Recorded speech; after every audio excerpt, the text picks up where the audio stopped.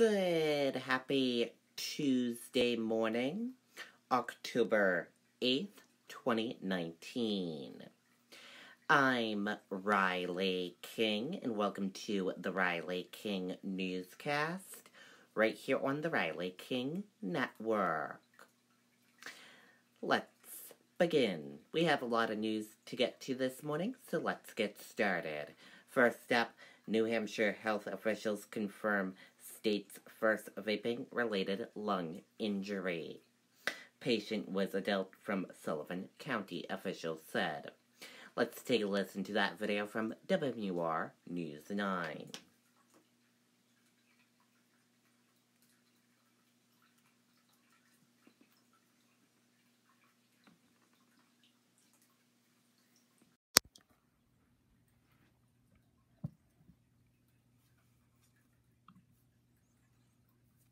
There'll be hogs and goats and geese and sheep and all the chowder you can eat in a big parade with floats and marching bands. State health leaders say New Hampshire's first vaping-related illness is an adult from Sullivan County who was hospitalized and released after experiencing respiratory problems and showing symptoms similar to other patients across the country.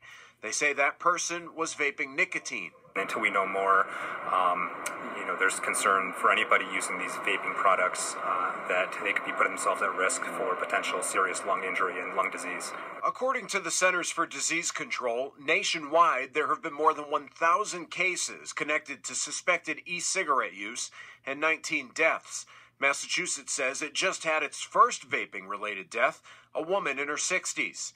It's not clear what specific chemical could be tied to all the cases, but for now, Dr. Benjamin Chan is urging people not to vape. There's potential that even, a single use of a vape product or several uses of a vape product could be putting someone at risk. It doesn't have to necessarily be long-term use. Those in the vaping industry argue there's still many unknowns. I really don't see any proof connection at all. Kyle Ezio owns 5 stores in New Hampshire and recently had to close 2 shops in Mass after the state temporarily banned vaping products. There's a reason why people do it, and they do it because they quit smoking and they feel better.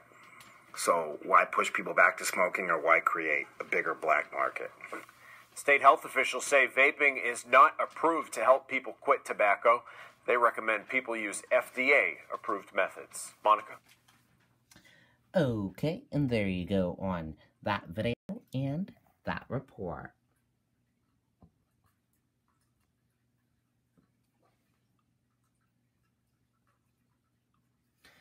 Salem police officer competing in Ironman World Championship in Hawaii in mother's honor. Hope to raise $100,000 for the Leukemia in Lymphoma Society. Let's take a listen to that video from WR News 9, Gene Mackin.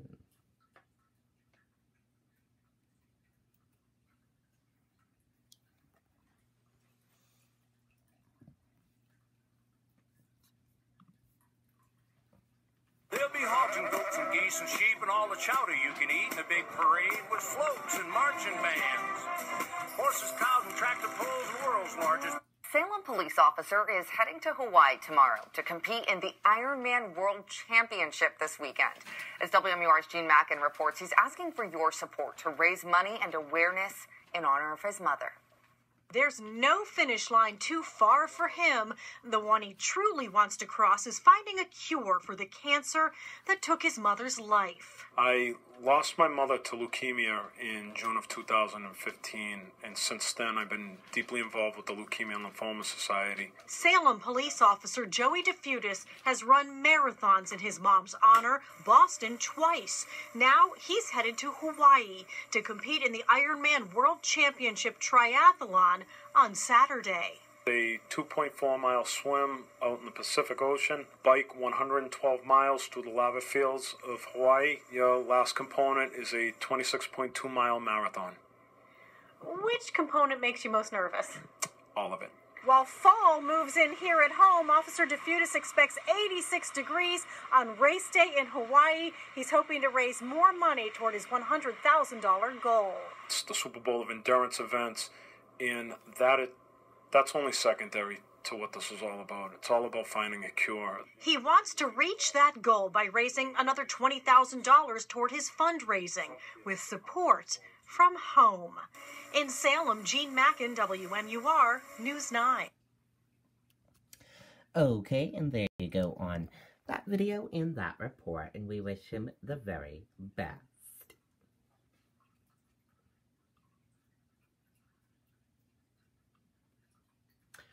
Concord parents ask school board to release report into handling of assault allegations.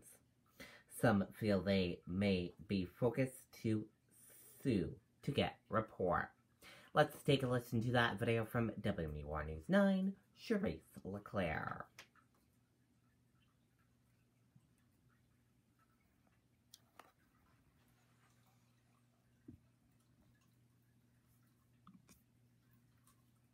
There'll be hogs and goats and geese and sheep and all the chowder you can eat in a big parade with floats and marching bands. Well, Tom, an independent investigation has been ongoing into how the district handled those allegations against that teacher. Now parents say they may have to sue the district to get their eyes on that full report. Why should I feel comfortable sending my children to a school where you're not credentialed to care for them properly? Parents now calling on Interim Superintendent Donna Pally to step down. Her lack of credentials for the job coming to light after Superintendent Terry Forston was placed on leave following the handling of allegations against former high school teacher Primo Howie Leung. The board says she's currently working on completing the requirements. She chose to ignore the Department of Education credentialing requirements. Even if she has a little bit of time to get into a program or whatnot, it's too little too late. Tonight, parents also called on the full report to be released on the actions of the district after Leung was accused of assaulting a student. He has not been convicted. Board members say the report goes into the actions of district personnel who knew what and when about the accusations against Leung. Taxpayers have a legal right to that report since it's taxpayer funded, and I think the report will establish probable criminal elements that need to be investigated to keep the children safe. The board saying it won't release that report in full because of privacy concerns. Meantime, they say the schools have been working on training with staff and students on reporting incidents. Some parents tonight, though, saying they may be forced to sue to get the report. Now, there will be a second part to that report. The board said tonight that it will release that second part to the public. There's no word on a timetable of that yet. Meantime, we did reach out to Pally today for comment. She told us in an email today she didn't have time this afternoon to comment. Live in Concord, Charisse LeClaire, WMUR News 9. Okay, and there you go on that video and that report.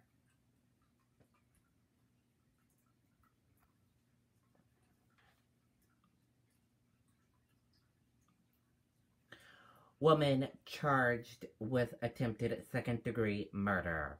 Let's take a listen to that video from NBC 5.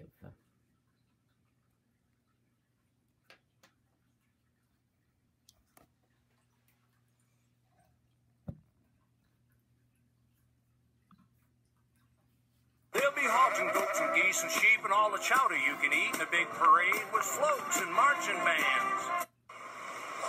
On this quiet dirt road in Danbury, New Hampshire, is where police say Amanda Zanis was arrested over the weekend.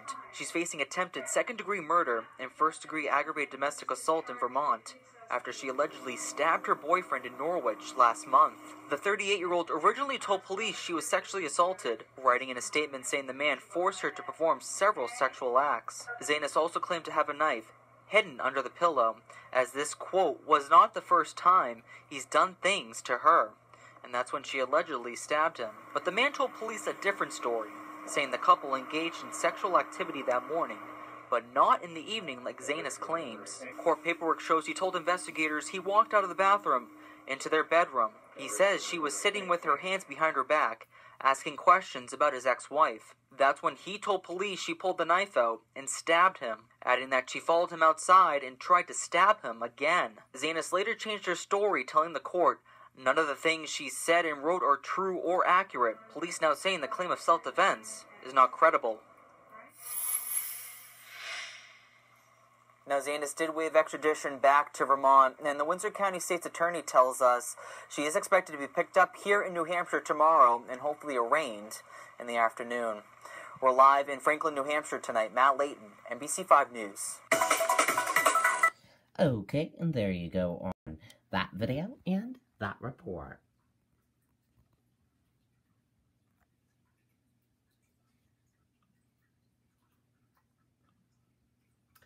New Hampshire Attorney General to hire more prosecutors after spike in homicides. McDonald says 4 more prosecutors will help with increasing caseload. Let's take a listen to that video from WMUR News 9, Andy Hirschberger.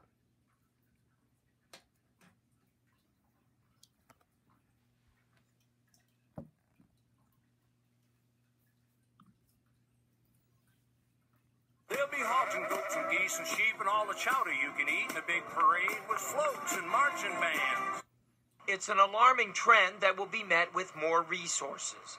The Attorney General's office will be getting 4 more prosecutors to handle homicides after a significant spike in cases this year. When a homicide occurs, 2 prosecutors and 1 victim witness advocate deploy from this office. Whenever the crime occurs, wherever it occurs. There have been 28 homicides so far in 2019. That's 7 more than 2018, with 3 months left in this year. The most ever recorded were 32 in 1991. Attorney General McDonald says New Hampshire averages about 20 per year. That's a number his office is set up to handle, with 14 prosecutors who work in the homicide division. These are very, very labor-intensive cases. And there have been more than a few times this year where prosecutors have been deployed to more than 1 incident in a week. And recently we had more than 1 incident in a single day. The average case will take about 1.5 years to work through the system from the time of arrest until a verdict at trial. That's hundreds of hours of work on everything from forensics to interviews. But McDonald knows they are complicated and demanding for a reason. These crimes always and appropriately command public attention, and communities are affected, individuals are affected, so the increase in homicides is a concern for our state. McDonald says his office has already started the hiring process and would like to see it done in a matter of months. Reporting live, I'm Andy Hirschberger, WMUR News 9. Okay, and there you go on that video and that report.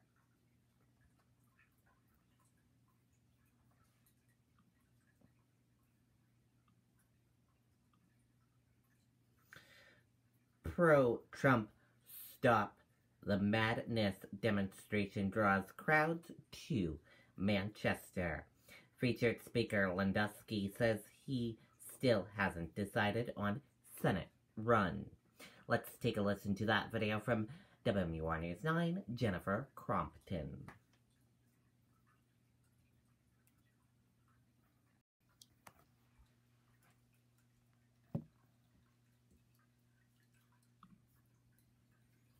There'll be hogs and goats and geese and sheep and all the chowder you can eat in a big parade with floats and marching bands. A crowd of nearly 100 chanting and carrying Trump signs in downtown Manchester billed as a Stop the Madness counter-impeachment event, with Trump's former campaign manager Corey Lewandowski the featured speaker. They want to bring an impeachment against this president for doing nothing but putting America first. If that's a crime, guilty as charged. Lewandowski rallying the crowd to vote out what he calls hyper-partisan Democrats, including New Hampshire's current congressional delegation. We have to double our efforts to send the new message to Washington in 2020. That message is, We're not going to take it anymore. Lewandowski greeting supporters and posing for pictures outside U.S. Senator Jeanne Shaheen's office, looking like a candidate for that seat, but saying he feels no pressure to decide yet. He's treating New Hampshire like it's a consolation prize, and he'll run for Senate if he can't get a job in the White House defending the president. Democrats weighing in. He considers himself a celebrity. He goes out, but he also says he's a liar in public, and he says he has no obligation to be honest. I believe Donald Trump is going to win in New Hampshire in 2020. He just missed winning here in 2016. And so that is part of the political calculus that if Donald Trump wins in New Hampshire and I run, I think I'm the next U.S. Senator from New Hampshire.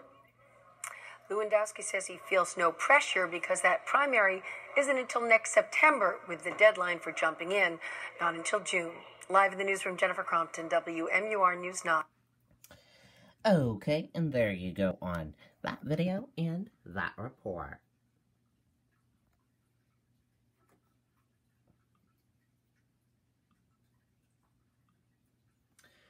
Williamson discussed stress of campaign with voters in candidate cafe. Democrat presidential candidate shares personal stories. Let's take a listen to that video from WMUR News 9, Adam Sexton.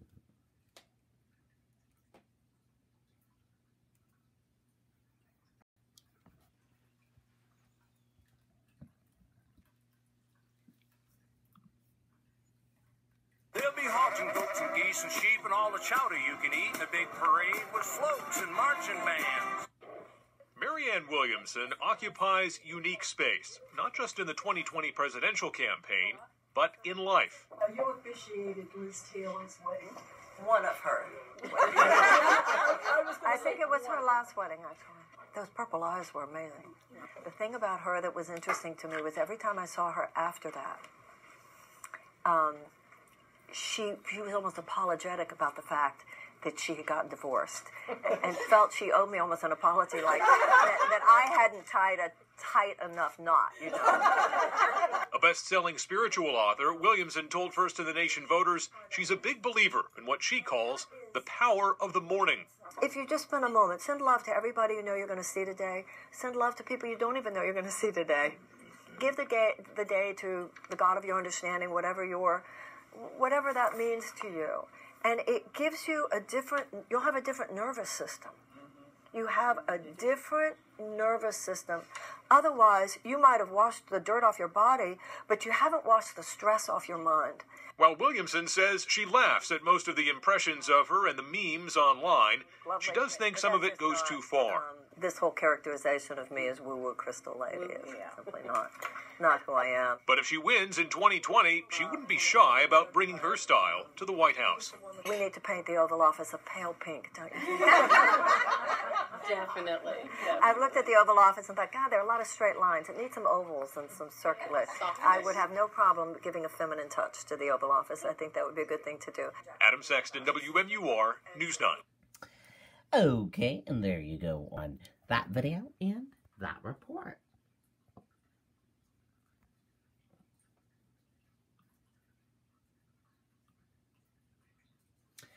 And now let's take a look at your 2020 New Hampshire candidate tracker for today. There are 2 candidates in New Hampshire today. The first candidate, Michael Bennett. He has 2 events today in New Hampshire. His first event, speaking to students at Manchester Central High School in Manchester, New Hampshire at 3:30 p.m. His second event, meet and greet with Dartmouth College Young Democrats at Dartmouth College in Hanover at 6 p.m. Joe Seastack has 2 events today in New Hampshire. His first event, town meeting organized by local Democrats at the New Hampshire Democratic Party headquarters in Concord, New Hampshire at 6:30 p.m. And his second event, town hall meeting hosted by local Democrats at J.A. Tarbell Library in Lindenborough, New Hampshire at 8:10 p.m. Those are the 2 candidates that will be in New Hampshire today.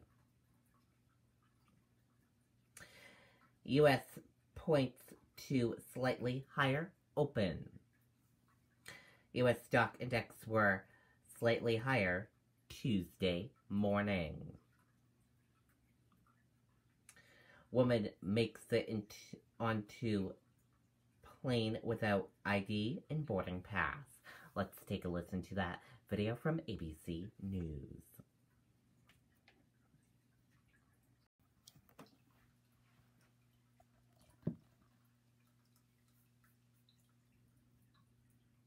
Now to the investigation that's underway into a possible security breach at Orlando International Airport. Authorities say a woman made it onto a plane, get this, without an ID or a boarding pass. How did this happen? David Curley has all the details. Good morning, David. We are getting some answers this morning, Robin, about how these two security breaches happened. How did this woman get past a TSA security checkpoint like this and onto a plane without a real boarding pass?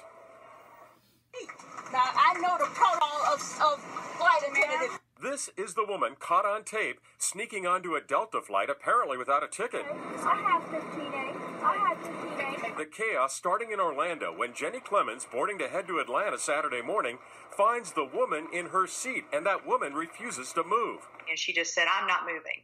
And she never broke her gaze from the back of the seat in front of her, even when all the authorities were speaking to her. When asked for her boarding pass and identification, authorities say the woman couldn't provide either. Who knows where I threw it? I just threw it out as soon as I got on the plane.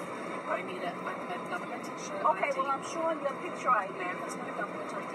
This is just as good. That woman was eventually escorted off the aircraft. The jet headed to the runway, but was then brought back to the terminal with TSA emptying the jet and re-screening those passengers in their bags. TSA says it did screen the suspect woman, but released nothing further about a boarding pass or ID. TSA does say it's conducting a review of the incident. What's scariest about this is that the person whose seat this woman was sitting in, if that person hadn't called attention to it, if they just sat in another seat, this woman would have gotten on that airplane, taken off, and flown to the destination. Those inconvenienced passengers wondering how this even happened. How in 2019 can you have that big of a mess up in a security standpoint?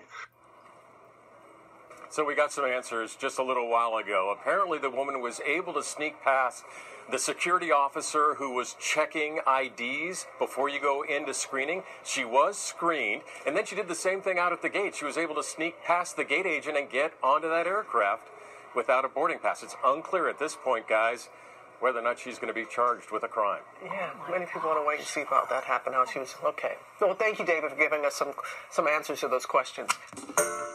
Hi, everyone. Okay, there you go on that video and that report. And that does it for this Tuesday morning edition of the Riley King Newscast right here on the Riley King Network. I hope you all have a great rest of your day. And I'll see you back here later on today for another newscast. And I'll have a news report coming up in a little bit. Goodbye, everyone.